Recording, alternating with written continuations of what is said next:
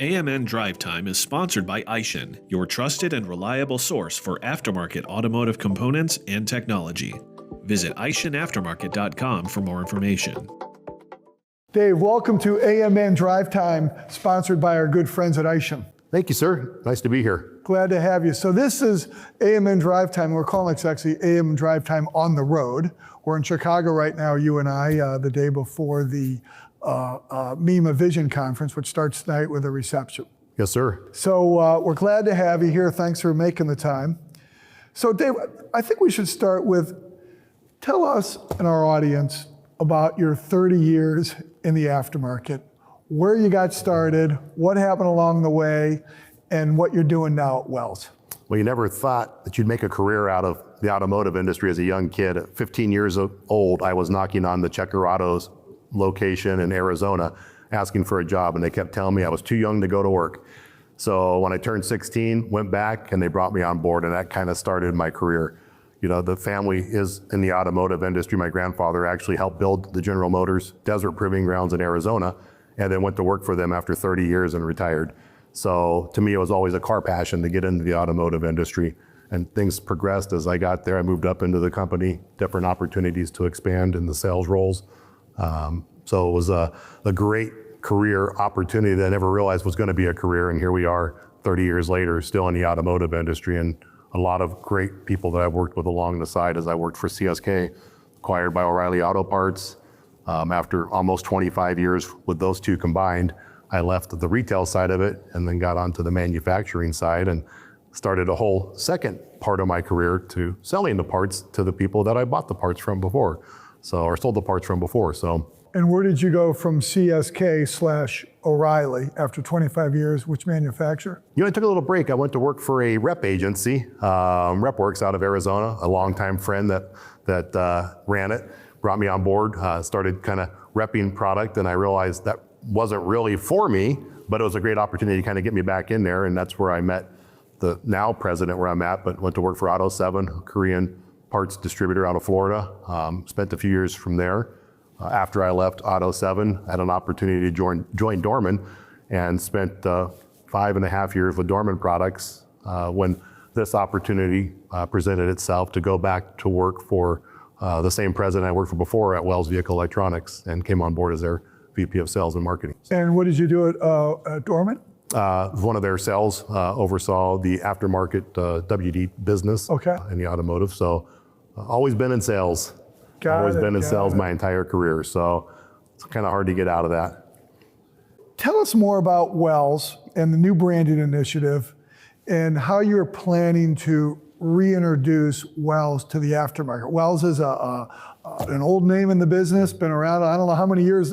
Wells has been around as long as I have, which is about 40 years, and obviously maybe longer than that. But tell us, what are you guys thinking about, and what are you doing, and lay it out for our audience. Well, you nailed it on the head. I mean, Wells, established in 1903. Okay. This is our 122nd year in business. We have been in Fond du Lac, Wisconsin, all 122 years. And the brand is itself, you know, it kind of got lost along the way with a couple of different kickoffs, but our most important part was to not lose the sight of Wells Vehicle Electronics. So my whole passion was, as we came on board, is for the team to get that Wells Vehicle Electronics back into the forefront of the technician, of the person installing the product or selling the product, and making it a one brand initiative, ensuring that the team out there supported the Wells Vehicle Electronics brand name, and that the technician knows who we are. We lost that sight throughout the years a little bit, where I would say some of the younger generation technician may not truly know who Wells Vehicle Electronics is. And we've got a great legacy and a history that, you know, has allowed us to be around for many years, and we want to be around for many more years to continue to drive that success. So do you have a unique selling proposition you're going out to the marketplace with right now? You know, I think the biggest selling proposition is you have the right people. We have an amazing team. The sales team is out there driving that, getting in front of the customers, the technicians, kind of bringing that brand awareness back out there. Yeah. You know, I talk about the most important part is promoting Wells Vehicle Electronics. Yep. And I think that is by all means the most important piece when you have a one-stop brand, shirt, material, content.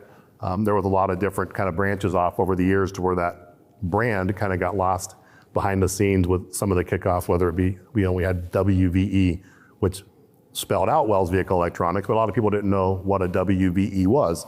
When I came on board a couple years ago, we had a couple different platforms with different, we'll use social media that created some brand confusion, and I wanted to bring that brand confusion back into one brand specific. And again, almost anybody in the automotive industry knows who Wells Vehicle Electronics is, so we wanted to bring that name back in front and make sure we promoted that and drove that out in front of anybody out there buying parts. So when you joined Wells 2 years ago, one of your goals was deliver professional grade products and superior service to your customers at every level. What was your strategy to implement these things? Well, we had an amazing team, and so we had to identify where each team was the best at what they do, as well as brought on some new team to help drive that brand awareness and that relationship building within the industry. I think the most important part was getting to know who the team was, understanding what they had to deliver for the company, and being able to utilize that in the field in front of our customers. Right. So the most important part, me, was to understand and identify the team that we already had in place at Wells, and then to be able to expand from there and grow and expand to a much stronger sales force than what we have today. And that's from bringing on a marketing team to bringing on some top-notch salespeople to oversee some of our bigger accounts, and then obviously focusing on the team that we had to make sure they had the right assets in the field to go out and drive that relationship with their customer. With parts for vehicle systems, from brakes to ignition to transmission and everything in between, where do you see the most opportunity? Maybe it's in several categories. So where's the most, what are you most excited about as you move forward with the product line? I think the cool part is ICE, internal combustion engines, are going to be around for a long time. We have almost 40,000 SKUs within our engine management offering, and that's a range of almost anything. And one of the cool things about what we do today is a lot of that will transition over. You talk about ADAS technology. No matter what platform the vehicle is, we've already got the sensors, we've got the technology, the parking sensors, the backup cameras, and any of the other components that kind of fall in line with ADAS. So you continue to expand on that coverage as the technology on these cars gets stronger and better. You talk about the steering wheel sensor. When I drive my car, I think it's telling me to drive, because if I move my hands off the wheel, it starts telling me to put my hands back on the wheel, even though it's driving the car for me. So sure, right. But so the technology really doesn't change. Maybe you might see some ignition coils or other internal combustion components kind of slow down, but a lot of that technology is still going to be used on the vehicle as we continue to grow into the future. And we are well positioned within our team, within engineers and our validation lab, to continue to expand and grow those parts. Continue to grow those part offerings. So when you're telling your story to the marketplace, Dave, and you're talking to distribution, you're talking to independent repair shops, you're talking to both, are you weighting that one way or another, in terms of your approach? We support all platforms. We're there to support anybody that needs to put a part on their vehicle, whether it be the technician, the person on the parts counter, the person purchasing the product. Our goal is to make sure that we educate them on who we are. Our sales team, we have some great trainers that get out in the field. We'll do technical training to help the either salesperson understand what they're selling, or the technician to be able to understand problem solving on that vehicle. So we have the ability to adapt to whatever the situation is, from a different level of each person's ability to deliver to the field. So our goal is to ensure that we pass that to each person at the level that they need that training at. So. Are you in the field making the calls? I have no problem. I love people. I love talking. I love getting engaged. So I can't say that I'll make as many calls as I used to, right. But you'll never see me shy away from getting in front of a customer. I'm a car guy at heart, and I always will be. Have you turned a wrench? I have turned a wrench. I used to race. I used to hit the drag strips back in my younger days. So I've built plenty of cars from the ground up, so I can. The older cars, I'm savvy on. I open the hood on a new car, I look at it and say, I don't know what to do, and close the hood and take it to a professional to do the work for me. But yeah, definitely understand the vehicles and how they work and how they function. So when you're interfacing with a tech, you can talk the talk. Absolutely, absolutely. Definitely a car guy. I'm not afraid to get my hands dirty. So I definitely enjoy working on vehicles and understanding the complexity of them. So. And do you have experience on the heavy duty side too, or mostly automotive? Mine's all automotive, not much knowledge on the heavy duty side. So, and we don't really cross segments much into the heavy duty side. Sure. We have some platforms or some parts that may cross over the platforms, but for us, it's mostly light duty aftermarket car and truck. So not much heavy duty. As you think about 2025, we're sitting here today, in April. So there's a quarter behind us, exactly right. Right. How do things look and feel for Wells? And then more broader, how do things look and feel to you about the aftermarket in a broader scope? I'm excited. There's only one way to go, and that's growth. And with the team that we have in place, the ability to grow is huge. There's a lot of opportunity out there to continue our segments in different platforms within the automotive aftermarket. And I don't see us slowing down. There's a lot of opportunity for new SKUs, market coverage. Vehicles continue to extend a longer life on the road. So the longer they're on the road, the better it is for me and us at Wells for the automotive aftermarket for replacement parts. So I don't see the VIOs dropping at all. I don't see the years of cars on the road dropping at all. So as those cars continue to last longer and longer, the person's going to continue to replace them. And cars are expensive. It's getting more and more expensive for people to purchase automobiles. And so it's harder to buy a new, and it's much easier to repair a vehicle that you've had. And when you look at some of these cars that are 10 years old, they look amazing. Their reliability is really overall there. It just requires maintenance or service. So there's no need to get rid of that car to purchase a new one. A 10-year-old car was built in 2015. Right, isn't that crazy? Right? It doesn't seem that old, right? It does not. So these cars are lasting a lot longer, as we all know, and it's good for everybody in the business. Absolutely.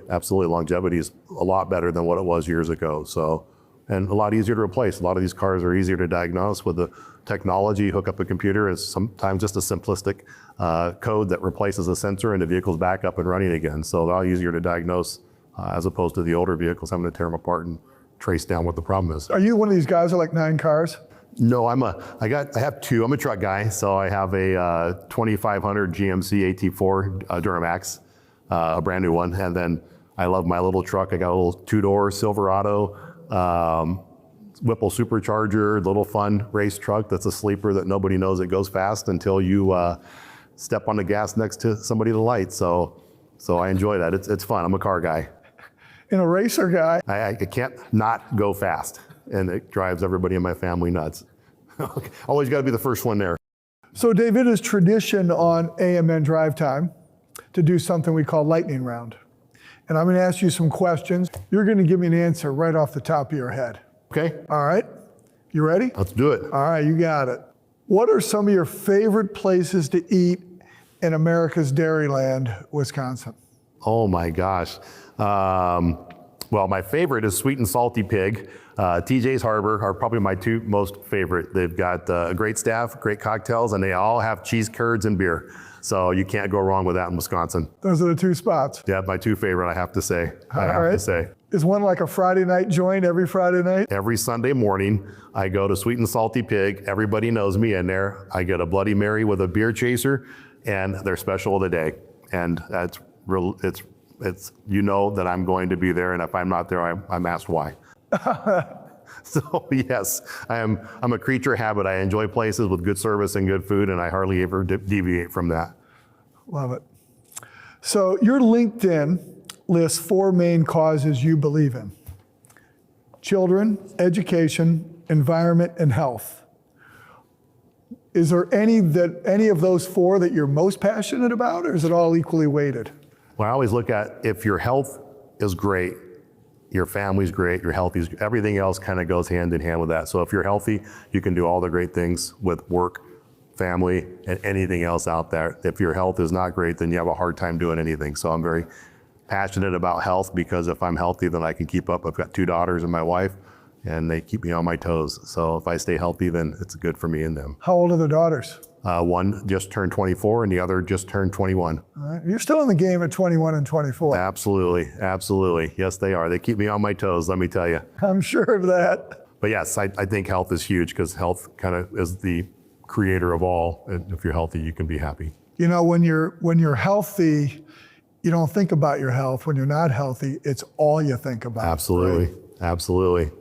Is there any book or podcast that you could recommend to other leaders, or something that's influenced your perspective and motivated you?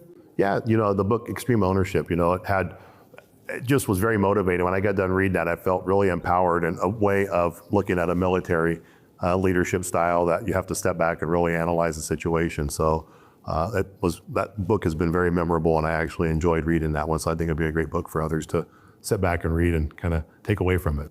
So when you're not working, kind of taking a break, what's one thing that helps you recharge and get motivated to get back to work? Oh my gosh, fitness. Anybody that knows me knows I love fitness, whether it's hiking, biking, I'm a big mountain biker, or just hitting the gym and lifting weights. So anything to do with physical activity is my passion by far. Well, you look like you lift a few weights. I've been around a time or two. So yeah, my passion. To me, you don't put an AirPod in and get out in the middle of nowhere. So for my mental relief, it really is. People laugh, but I love to get in there, put some tunes on, and whether it's hitting the gym or it's out in a trail in the backwoods where there's nobody around you, it's very peaceful. Do you have like some four-wheel stuff like gators or anything like that you horse around When the kids were younger, we had UTVs and quads and all that, but for me, I would rather go off camp and get out on my bike or go hit a trail and walk. Got it. It's much more peaceful, and you can get further off the beaten path away from people when you do that. Yeah. You know, an hour walk is as good as an hour run, they claim. At least we all tell ourselves that. Hey, you're motivated. You're getting the heart pumping. That's all that matters. If you could work from anywhere in the world, but for just a month, where would you do it? And why would you choose it? I can tell you, I'd be in the middle of the mountains, whether that's Wyoming or northern Arizona, in the middle of the pine trees with the breeze rolling through, and you got deer and turkey and elk walking all around you, and it's very peaceful. And you have a Wi-Fi hotspot, and the only thing around is silence. So very much of an outdoors guy, and I love just the peace and tranquility of the mountains. Dave, great to have you on AM and Absolutely, DriveTime, sponsored by our great friends at Aishin. Well, thank you for having me here. I appreciate that.